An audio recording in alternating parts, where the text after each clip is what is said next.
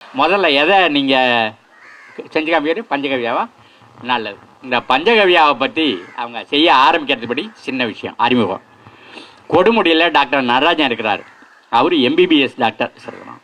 அவர் தான் இதை விவசாயத்தில் பயன்படுத்துறதை பற்றி சொன்னார்.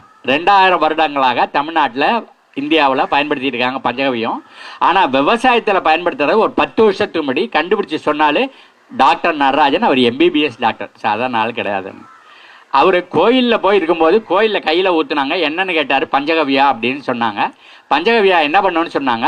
அது வந்த நோய் போக்கும், வரப்போகும் நோய் தடுக்கும்னு சொன்னாங்க. நல்லா புரிஞ்சுக்கோங்க. எல்லார் வீட்லையும் எங்கெங்கெல்லாம் மாடு இருக்கோ அங்கெல்லாம் பஞ்சகவியா தயாரிக்கலாம். எங்கெல்லாம் ஆடு இருக்கோ, நம்ம கன்னியாகுமரி மாவட்டத்தில் மடியோடு கூடிய ஆடுகள் இருக்குது. வீட்டுக்கு ஒரு ஆடு இருக்கிறதுக்கு எல்லாரும் ஏற்பாடு செய்யணும். ஆட்டில் கிடைக்கிற ஆட்டில் பால், ஆட்டு தயிர், ஆட்டு சாணி, ஆட்டு முத்திரம் எல்லாத்துலேயுமே தயாரிக்கலாம். அப்படி நண்பர்கள் தயாரித்து கொடுத்ததை சாப்பிட்டு தான் மூக்கண்ணாடியை கழட்டிருக்கேன். 39 வயசில் டாக்டர் மூக்கண்ணாடி போட சொன்னார். நான் 65 வயசில் மூக்கண்ணாடியை கழட்டிருக்கேன். ஆட்டில் தயாரித்த பஞ்சகவியன் சாப்பிட்டு தான் தயாரிப்பேன்.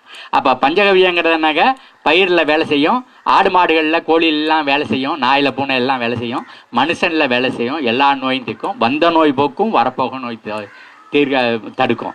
உங்களுக்கு நோய் வந்ததுன்னா போக்குது, இல்லை அடுத்தவங்களுக்காக வந்தாங்கன்னா நமக்கு வராமல் தடுக்குதுன்னு.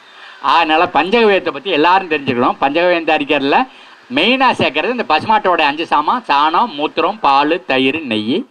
இப்போ அவைகளை செஞ்சு காமிக்க போகிறாங்க. இதுக்கு மேலே மனிதர்கள் சாப்பிடும்போது அந்த வாடை, இந்த ஸ்மெல்லு, அது கெட்டு போனதாக இருக்கக்கூடாது. அதுக்காக இன்னொரு 4 சேர்த்தாங்க. என்ன சேர்த்தாங்க? வாழைப்பழம், இளநீ, கரும்பு சாறு, கல். நண்பர்கள் என்னென்ன கொண்டு வச்சுருக்காங்கன்னு தெரில. கலக்கும் போது நம்ம மறுபடியும் பேசிக்கலாம். எங்கே ஆரம்பிங்க பார்க்கலாம், செஞ்சு காமிக்க பார்க்கலாம். பஞ்சகவியா எப்படி கலக்குறாங்க சொல்லுங்கள். நீ சொல்லுங்கள் சொல்லிக்கிட்டே செய்யுங்க. சாணியில் நெய்யை ஊற்றி பிசைகிறாரு. 500 கிராம் சாணி,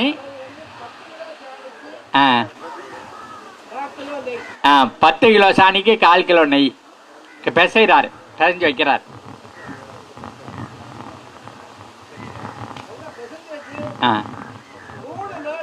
மூன்று நாள் கழிச்சு மற்ற பொருட்களை சேர்க்கணும்.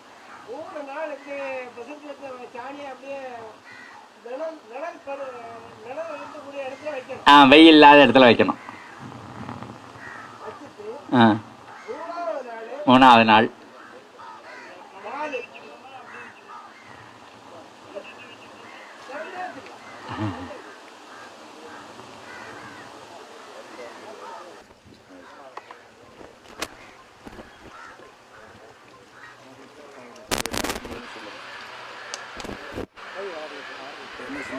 அடுத்தது 6 லிட்டர் பசும்பால் தூக்கி காட்டுமா. அடுத்தது 6 லிட்டர் தயிர்.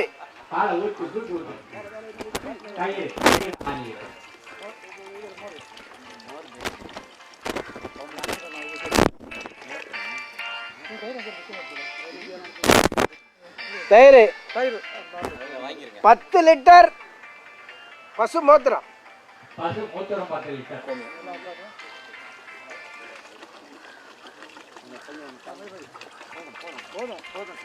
பிறகு தயிர் விட்டாச்சு இல்லையா?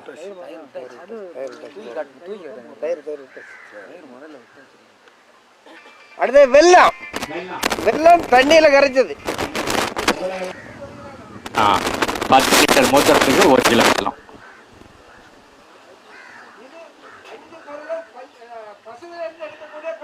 இல்லையே, வெல்லம் அதுலேருந்து எடுக்கலையே. அது சொல்லிடணும். வெள்ளத்தை தவிர மற்றதெல்லாம் பசுவிலேருந்து எடுத்த பொருள்.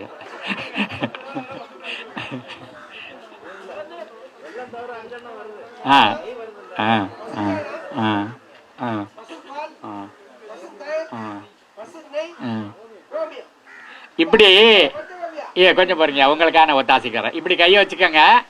பசுமாட்டோடைய சாணம் இதான் மிக அதிகமாக பயன்படுத்துகிறோம். அடுத்தது பசுமாட்டோட மூத்திரம், அதோட பெரிய, அதுக்கு அடுத்த பெரிய விரல்.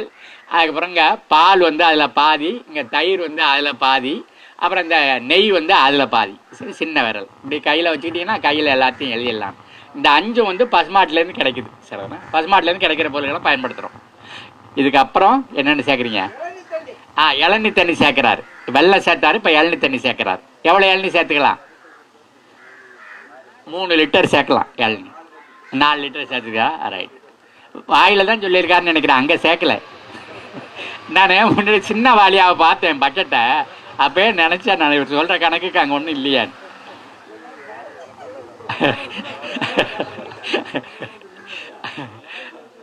மூணாவது வாழைப்பழம் உரிச்சு போடுறாங்க. 12 வாழைப்பழம் ஒரு சீப்பு. கொஞ்சம் 2-3 வாழைப்பழம் கூட போட்டால் ஒன்றும் தப்பு கிடையாது. ஏன்னா சில வாழைப்பழம் சின்னதாக இருக்கும், சில பெருசாக இருக்கும். எக்ஸாக்ட் நம்பர் ஒன்று இருக்குன்னு அவசியம் கிடையாது.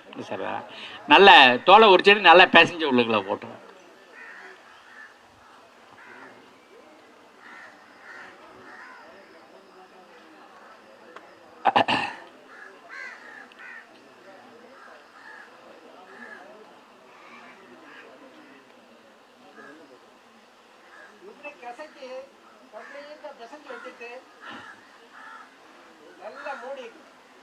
துணியை போட்டு மூடி வேடு கட்டி வச்சுட்டா போதும். இல்லாட்டி உள்ளே போய் உட்காந்து முட்டை போட்டுச்சுன்னா புழு வந்துடும். அதை நம்ம மருந்தாக பயன்படுத்த முடியாது.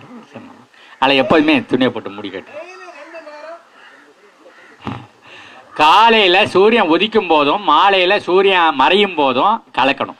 குச்சியால் வலதுபுறமாக 50 சுற்றி சுற்றணும், இப்படி இடதுபுறமாக 50 சுற்றி சுற்றணும். இந்த அண்ட வெளியில் இருக்கிற சக்தியெல்லாம் அதில் சேர்ந்துருக்கு. சரவணா காஸ்மிக் எனர்ஜி எல்லாம் அதில் சேருது. அப்புறம் தான் அது வந்து மனிதனை உயிர்காலுக்கும் மருந்தாக அது மாறுது. சரவணா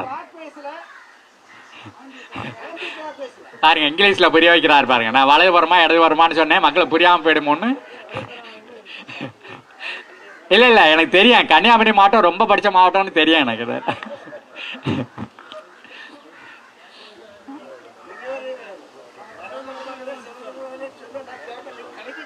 அது மேலே வச்சு கலக்க எல்லாரும் பார்க்குற மாதிரி.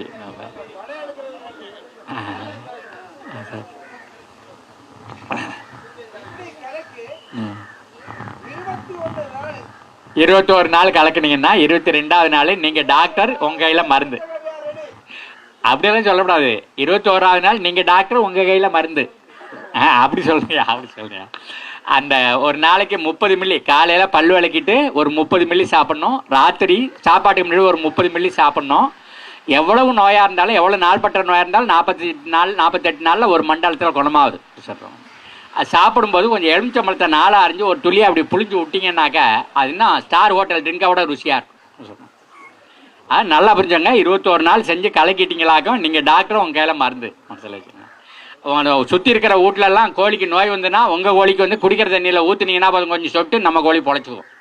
டவுட்டில் ஊற்றி பிழைஞ்சி வச்சிங்கன்னா தின்னுபிட்டு கோழி கொஞ்சம் பெருசாக வளரும். உன் நாய் உடம்புல வர சொரிகிரி புண்ணுக்குன்னு எல்லாம் ஆறிடும். பூனையில் வர்றதெல்லாம் சரியாக போகும். மனுஷருக்கு வர எல்லா நோயும் சரியாக போகுது. மூக்கு சளியிலேருந்து ஆரம்பித்து எய்ட்ஸ் நோய் வரலாம், எல்லா நோயும் சரி பண்ணுவோம். அதான் மனுஷருக்கு மருந்தாக இருக்குது, ஆடு மாடுகளுக்கு மருந்தாக இருக்குது, விலங்குகளுக்கெல்லாம் மருந்தாக இருக்குது. அதுக்கெல்லாம் தண்ணி சேர்க்கறது இல்லை. ஆனால் பயிரில் தெளிக்கிறது கட்டாயம் தண்ணி சேர்க்குறோம். ஏன்னா மூத்தம் இருக்குது, இலை கருகும். அதனால் என்ன செய்யணும்னா 3 லிட்டர் பஞ்சகவியாவை 100 லிட்டர் தண்ணியில் கலக்கணும். கலக்கிட்டு வடியை கட்டினீங்கன்னா வடிக்கிறது ஈஸி. ஏன்னா 100 லிட்டர் ஆக்கிட்டிங்கன்னாக்கா 10 டேங்க் வரும் உங்களுக்கு ஸ்ப்ரே பண்ணுறதுக்கு. 1 ஏக்கருக்கு சரியாக இருக்கும். அதை கணக்கு பண்ணிக்கணும். ஒரு டேங்குன்னு கணக்கு பண்ணிங்கன்னா ஒரு 10 லிட்டருக்கு 300 மில்லி சேர்க்கணும். 10 லிட்டர் தண்ணிக்கு 300 மில்லி. நம்ம மனுஷருக்கு ஆடு மாடு கோழிக்கெல்லாம் கொடுக்கும்போது தண்ணி கலக்கிறது இல்லை. ஆனால் பயிரில் தெளிக்கிறதுக்கு கட்டாயம் தண்ணி சேர்க்கணும். ஏன்னா மூத்திரம் இருக்கிறதுனால இலை கருகிடும். அதனால் எவ்வளோ சேர்க்கணும்னா ஒரு டேங்கு 10 லிட்டர் டேங்கில் நீங்கள் உபயோகிக்க போகிறீங்கன்னாக்கா 10 லிட்டர் தண்ணிக்கு 300 மில்லி ஊற்றணும். இந்த டம்ளரில் வச்சாங்கல்ல, ஐயாவுக்கு எள்ளி கொண்டாந்து வச்சாங்கல்ல, அந்த டம்ளரால் 1.5 டம்ளர் ஊற்றினா சரியாக இருக்கும். இது 200 மில்லி இருக்கும், 300 மில்லி. அதனால் பயிருக்கு தெளிக்கும் போதெல்லாம் தண்ணி கலந்து சேர்க்கணும். வேரில் ஊற்றினாலும் சரி, மேலே தெளித்தாலும் சரி, இலைகளை ஒன்றா சேர்த்துட்டு ஒன்றா கட்டிக்கிட்டு நினச்சி தெளித்தாலும் சரி, அது எஃபெக்ட் தெரியும். எப்போதுமே நம்ம அந்த இயற்கை நம்ம சித்த மருத்துவராக எதுவாக இருந்தாலும் சாப்பாட்டுக்கு முன்னாடியேங்கய்யா. அதாவது வயிறு சுருங்கி இருக்கும்போதே இது குடலுக்கு போயிடணும், சிறுகுடலுக்கு போயிடணும். இரவு சாப்பாட்டுக்கு முன்னாடியே ஒரு அரை மணி நேரம் முன்னாடியே சாப்பாட்டுக்கு முன்னாடியே ஒவ்வொரு நாளும் 2 வேளை சாப்பிடணும். நல்ல எஃபெக்ட் தெரியும். 10வது நாளில் நோய் குணமாகிட்டு வர்றது தெரியும். எவ்வளோ நாள்பட்ட சிக்கா இருந்தாலும் 48 நாள் சரியாகும்.